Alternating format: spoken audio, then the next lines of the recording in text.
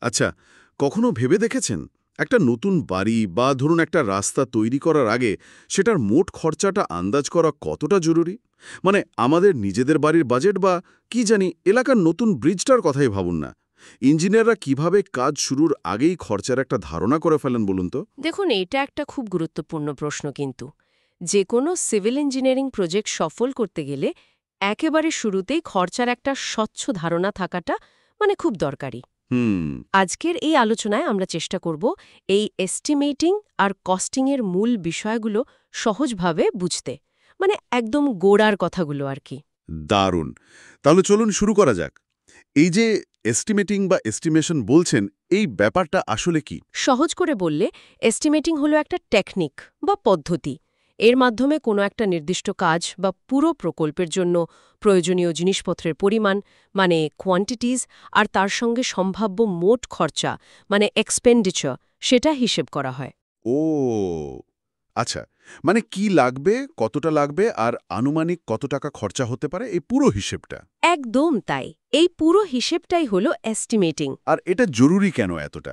মানে আগে থেকে খরচ না জানলে কি এমন অসুবিধা হতে পারে? অসুবিধে তো হতেই পারে। ধরুন আপনার বাজেট কম, সীমিত। এবার এস্টিমেট করে দেখা গেল যে খরচটা তার চেয়ে বেশি হয়ে যাচ্ছে। উহ। তখন আপনি শুরুতেই পরিকল্পনাটা একটু পাল্টাতে পারবেন। হয়তো উপকরণের স্পেসিফিকেশন একটু বদলাতে হলো, বা কাজের পরিধি স্কোপটা একটু কমাতে হলো। হ্যাঁ, তা ঠিক। আগে থেকে এই আন্দাজটা না থাকলে কি হবে? কাজ হয়তো মাঝপথে টাকার অভাবে আটকে গেল। সেটা তো খুব সমস্যার, তাই না? একদম। অনেকটা পুজোর বাজারের বাজেট করার মতো আগে থেকে লিস্টার বাজেট না বানালে যেমন পরে মুশকিলে পড়তে হয়। আচ্ছা, তাহলে একটা ভালো নির্ভরযোগ্য এস্টিমেট তৈরি করতে গেলে মূল কোন কোন জিনিসগুলো লাগে? মূলত তিনটে জিনিস অপরিহার্য। দেখুন, প্রথমত আপনার লাগবে বিস্তারিত drawing, plan, elevation, section view, এসব। হুম। দ্বিতীয়ত লাগবে ডিটেইল স্পেসিফিকেশন, কাজে কি ধরনের জিনিস লাগবে, তার গুণমান কেমন হবে, তৈরির পদ্ধতি কি, এসব খুঁটিনাটি তথ্য। আচ্ছা। আর তৃতীয়ত দরকার রেট বা বিভিন্ন কাজ আর জিনিসপত্রের বাজার চলতি দর। এই তিনটে জিনিসের ওপর ভিত্তি করেই কিন্তু একটা সঠিক এস্টিমেট করা সম্ভব। তাহলে একটা নির্ভুল এস্টিমেট তৈরির জন্য এই তিনটে জিনিস সবচেয়ে জরুরি, তাই তো? একদম। ড্রয়িং, স্পেসিফিকেশন আর রেট। আপনি স্পেসিফিকেশনের কথা বললেন। এটা ঠিক কতটা গুরুত্বপূর্ণ? মানে শুধু উপকরণের নাম জানলেই কি হয় না? না না, শুধু নাম জানলে তো হবে না। স্পেসিফিকেশন আসলে দু রকমের হয়। একটা হলো জেনারেল স্পেসিফিকেশন, যেটা কাজের ধরন আর জিনিসপত্র নিয়ে একটা মোটামুটি ধারণা দেয়। হ্যাঁ। আর অন্যটা হলো ডিটেইল স্পেসিফিকেশন। এটাই আসল। এটা একেবারে খুঁটিনাটি বলে দেয়, যেমন ধরুন উপকরণের সঠিক গুণমান কি হবে, সিমেন্ট বালি কি অনুপাতে মেশানো হবে, কাজটা কিভাবে করা হবে, কাজ শেষ হওয়ার পর দেখতে কেমন লাগবে, ইত্যাদি ইত্যাদি। ওহ, আচ্ছা আচ্ছা। ঠিক যেন ওই রান্নার রেসিপির মতো। শুধু উপকরণ চাল ডাল জেনারেল জানলে তো ভালো খিচুড়ি হবে না। কতটা লাগবে, কিভাবে মেশাতে হবে, কতক্ষণ রান্না করতে হবে, ডিটেল এই সব জানাটা খুব জরুরি। ঠিক ধরেছেন, একেবারে তাই। ডিটেইল স্পেসিফিকেশন ছাড়া কাজের সঠিক মান আর খরচাটা নির্ভুলভাবে বের করা প্রায় অসম্ভব। তাই প্রত্যেকটা কাজের আইটেমের জন্য এটা খুব দরকারি। তাহলে কোন ধরনের স্পেসিফিকেশন কাজের প্রতিটি খুঁটিনাটি বিষয় জানতে সাহায্য করে? অবশ্যই ডিটেইল স্পেসিফিকেশন। বেশ। এরপর আসছে পরিমাপ বা মেজারমেন্ট। এর কি কোনো বাধা নিয়মকানুন আছে? যা খুশি মাপা যায় না নিশ্চয়ই? না না, যা খুশি নয়। ভারতে আমরা সাধারণত IS 1200, ইন্ডিয়ান স্ট্যান্ডার্ড কোড 1200 অনুযায়ী পরিমাপ করি। এর কিছু সাধারণ নিয়ম আছে। যেমন, কাজটা শেষ হওয়ার পর যে ফাইনাল জিনিসটা তৈরি হলো, ফিনিশড আইটেম, তার মাপ নেওয়া হয়। মাপ নেওয়ার একটা ক্রমও আছে, অর্ডার। সাধারণত দৈর্ঘ্য, তারপর প্রস্থ, তারপর উচ্চতা বা বেধ, এই অর্ডারে মাপা হয়। আর এই মাপের যে বিবরণ, তার মধ্যেই কিন্তু উপকরণ, পরিবহন, লেবার চার্জ শ্রমিকের মজুরি, এই সব খরচ অন্তর্ভুক্ত ধরেই এগোতে হয়। আর মাপে কি একটু ১৯-২০ হওয়ার সুযোগ থাকে? টলারেন্সটাকে বলে। হ্যাঁ, অল্প ছাড় অবশ্যই থাকে। যেমন লিনিয়ার মাপ, দৈর্ঘ্য বা প্রস্থে 0.01 মিটার পর্যন্ত ছাড় দেওয়া হয়। ক্ষেত্রফল বা এরিয়ার ক্ষেত্রে 0.01 বর্গমিটার, আর আয়তন বা ভলিউমের ক্ষেত্রে 0.01 ঘনমিটার পর্যন্ত টলারেন্স মানে পার্থক্য সেটা গ্রাহ্য করা হয়। আচ্ছা। আর হ্যাঁ, কাজের ধরন অনুযায়ী কিন্তু পরিমাপের একক পাল্টে যায়। যেমন ধরুন, প্লাস্টারিংয়ের কাজ মাপা হয় বর্গমিটারে, কিন্তু মাটি কাটা বা কংক্রিটের কাজ মাপা হয় ঘনমিটারে। তার মানে যেমন জামা বানানোর সময় দর্জি একদম নিখুঁত মাপ নেন, তেমনি সিভিল ইঞ্জিনিয়ারিংয়ের কাজেও প্রত্যেকটা জিনিসের সঠিক মাপ আর তার এককটা বোঝা খুব জরুরি। মাটি কাটা বা কংক্রিটের কাজের পরিমাপ সাধারণত ঘনমিটার এককেই করা হয়, তাই তো? হ্যাঁ, ঠিক তাই। মাটি কাটা, কংক্রিট, গাঁথনি এগুলো সাধারণত ঘনমিটারে মাপা হয়। এই পরিমাপের ওপর ভিত্তি করেই তো খরচের হিসাবটা এগোবে। একদম। এবার তাহলে আসা যাক রেট অ্যানালিসিসে। নামটা বেশ ভারী। এর কাজটা কি আসলে? রেট অ্যানালিসিস হলো বলতে গেলে প্রতি ইউনিট কাজের আসল খরচাটা বের করার একটা পদ্ধতি। হুম। মানে ধরুন, 1 ঘনমিটার কংক্রিট ঢালাই করতে বা 1 বর্গমিটার প্লাস্টার করতে ঠিক কত টাকা লাগছে সেটা একেবারে ভেঙে ভেঙে হিসেব করা। ও, মানে একদম পাই টু পাই হিসেব। অনেকটা তাই। এটা শুধু খরচা জানার জন্য নয়, এটা একরকম ডায়াগনস্টিক টুলের মতো কাজ করে। কাজ শুরুর আগেই বোঝা যায় যে উপকরণ বা শ্রমিকের ব্যবহারে কোনো গলদ থাকছে কিনা, বা যে পদ্ধতিতে কাজটা করার কথা ভাবা হচ্ছে সেটা কতটা এফেক্টিভ বা কার্যকর। ইন্টারেস্টিং।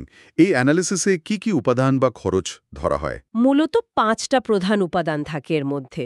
প্রথমত উপকরণের খরচ, কস্ট অফ মেটেরিয়ালস। দ্বিতীয়ত শ্রমিকের মজুরি, কস্ট অফ লেবার। হুম। তৃতীয়ত পরিবহন খরচ, ট্রান্সপোর্ট কস্ট। চতুর্থত ওভারহেড চার্জ। এর মধ্যে অফিসের খরচ, সুপারভিশন চার্জ, ছোটখাটো যন্ত্রপাতি এই সব পড়ে। আর পঞ্চম হল কন্ট্রাক্টরের লাভ, কন্ট্রাক্টরস প্রফিট। এই সব মিলিয়েই একটা ইউনিট কাজের রেট ঠিক হয়। বাহ, এটা সহজে মনে রাখার কোনো উপায় আছে এতগুলো জিনিস? হ্যাঁ, আছে তো। এই 5টা উপাদান মনে রাখার জন্য আপনি MLTOP এই অ্যাক্রোনিমটা ব্যবহার করতে পারেন। M for material, L for labour, T for transport, O for overhead আর P ফর প্রফিট। MLTOP। এটা বেশ কাজের। তাহলে রেট অ্যানালিসিসের মূল উদ্দেশ্যটা কি দাঁড়ালো? শুধু দাম বের করা? না, শুধু দাম বের করা নয়। আসল উদ্দেশ্য হল কাজের খরচের মধ্যে স্বচ্ছতা আনা আর নিয়ন্ত্রণ রাখা। এটা বুঝতে সাহায্য করে যে একটা কাজের খরচ কেন এতটা হচ্ছে আর কোথায় খরচ কমানোর সুযোগ থাকতে পারে, যদি থাকে। খুব ভালো।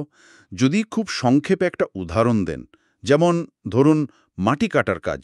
হ্যাঁ, অবশ্যই। ধরুন মাটি কাটার কাজ মানে আর্থওয়ার্ক এক্সকাভেশন।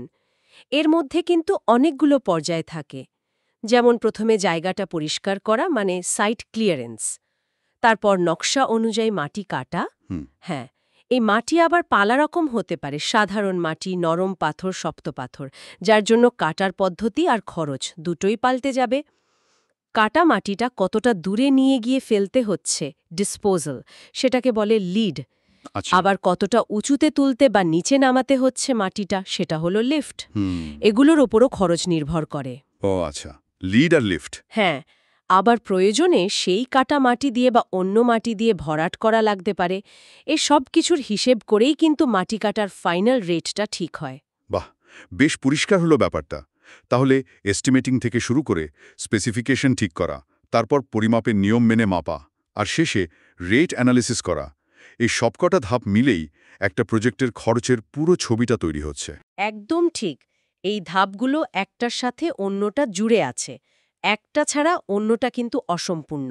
এগুলো যে কোনো সিভিল ইঞ্জিনিয়ারিং প্রকল্পের একেবারে ভিত্তি মানে ফাউন্ডেশন বলতে পারেন। তাহলে আজকের আলোচনা থেকে এটা বেশ স্পষ্ট হলো যে এই এস্টিমেটিং আর কস্টিং কিন্তু শুধু পরীক্ষায় পাশ করার বিষয় নয়, একজন সফল সিভিল ইঞ্জিনিয়ার হওয়ার জন্য এটা একটা অপরিহার্য স্কিল বা দক্ষতা, তাই না? ঠিক তাই। সঠিকভাবে খরচ আন্দাজ করতে পারা মানে তো রিসোর্সের সঠিক ব্যবহার করা, বাজেটটাকে নিয়ন্ত্রণে রাখা আর শেষ পর্যন্ত পুরো প্রজেক্টটাকে সফল করে তোলা। একদম। আর যদি ভবিষ্যতের দিকে তাকান, দেখবেন বিম আসছে, মানে বিল্ডিং ইনফরমেশন মডেলিং, আরও কত নতুন প্রযুক্তি আসছে। কিন্তু এই যে মূল ধারণাগুলো, এস্টিমেটিং কস্টিংয়ের বেসিকগুলো, এগুলোর গুরুত্ব কিন্তু কমবে না, বরং আরও বাড়বে। হুম। প্রযুক্তি হয়তো হিসেব নিকেশ অনেক সহজ করে দেবে, কিন্তু কি হিসেব করতে হবে, কেন করতে হবে সেই বোধটা, সেই জাজমেন্টটা তো একজন ইঞ্জিনিয়ারেরই থাকতে হবে। তাই ডিপ্লোমা লেভেলে এই বিষয়গুলো ভালোভাবে বুঝে নেওয়াটা ভবিষ্যতের জন্য একটা খুবই মজবুত ভিত তৈরি করে দেয়। এই জ্ঞানটা কিন্তু ভবিষ্যতের অনেক পথ খুলে দেবে। দারুণ বললেন। আচ্ছা, এখানে একটা চিন্তা মাথায় এলো, জানিয়ে আমাদের শ্রোতারা হয়তো একটু ভাবতে পারেন।